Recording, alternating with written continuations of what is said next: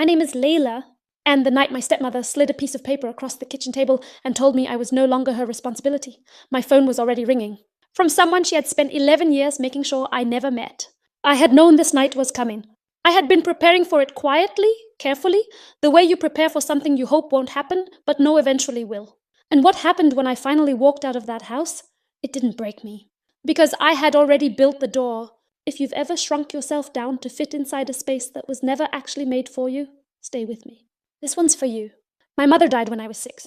I don't remember much about her, just the way she smelled like lavender and always tucked the blanket under my chin twice. Once wasn't enough for her. She always came back to check. My father remarried 2 years later. Karen, she had 2 sons from her first marriage, Tyler and Josh. Older than me, louder than me, and from the moment they moved in, more visible than me. I told myself it was an adjustment period. Then I told myself I just needed to try harder. By the time I was 10, I had stopped telling myself anything at all and just started making myself useful. I cooked. I cleaned. I helped with laundry on weekends. I babysat Tyler and Josh when Karen, and from the moment they moved in, more visible than me. I told myself it was an adjustment period. Then I told myself I just needed to try harder. By the time I was 10, I had stopped telling myself anything at all and just started making myself useful. I cooked. I cleaned. I helped with laundry on weekends. I babysat Tyler and Josh when Karen, and from the moment they moved in, more visible than me. I told myself it was an adjustment period. Then I told myself I just needed to try harder. By the time I was 10, I had stopped telling myself anything. Turns out, when you spend your entire childhood being invisible and observant, you become very good at reading situations other people miss. I started paying my own rent, my own bills. I stopped needing anything from that house, which meant I stopped being asked back as often. The texts got shorter. The holiday invitations got vaguer. And then a colleague named Diane asked me something over lunch one afternoon that I genuinely did not know how to answer. She said, "Layla, what do they actually do for you?" I opened my mouth, and nothing came out. I was sorting through a box of my mother's things my father had boxed up when he remarried and never touched again. Inside, wrapped in a piece of fabric, was a letter, her handwriting. My name on the front.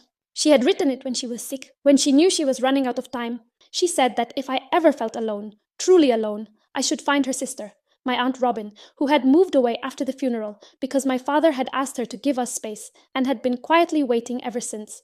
I sat on the floor of my old bedroom and I cried for an hour. Not for the years I'd lost. For the years someone had been out there keeping a light on for me, and I hadn't known. I found Robin through social media. She replied within 4 minutes. Her first message wasn't "Where have you been?" or "Why did it take so long?" It was, "I have photos of your mom I've been saving for you. When can I see you?" 6 months later, Karen called a family meeting. My father's health had been declining. There were assets to discuss, a property that had been in the family. And Karen had decided, along with Tyler and Josh, who were suddenly very interested in family matters, that things needed to be formalized. She said it gently. She always said things gently. That was the thing about Karen. The cruelty was never loud. It lived in the pauses, in the carefully chosen words, in the smile she wore while she explained your size to you. "You've never really been part of the financial side of things, Layla," she said. "And honestly, I think it's cleaner this way. Tyler and Josh are blood. This is a family decision. Blood. That word. She said it like it was a fact of nature, like it settled everything.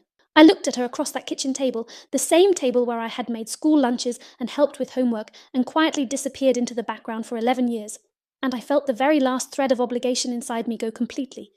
Peacefully slack, I reached into my bag, and I put a folder on the table. Inside that folder was one document, a letter from my mother's estate attorney, one I had found while going through her records, one Karen and my father had apparently forgotten existed or hoped I'd never find. A small trust my mother had set up before she died, administered independently, passing directly to me at 25. Not through my father. Not through Karen. Directly to me.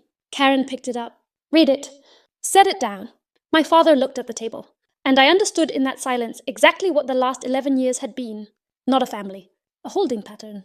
A situation that was convenient until it wasn't. I had been useful, right up until I wasn't. I stood up. I picked up my folder. And I said the only thing I had planned to say, the sentence I had kept in my pocket for 6 months waiting for the right moment. "You kept me around because it suited you. She kept a seat for me because she loved me. I know which one was my family." I walked out. Robin was parked outside, but because I had asked her to be, because I was done doing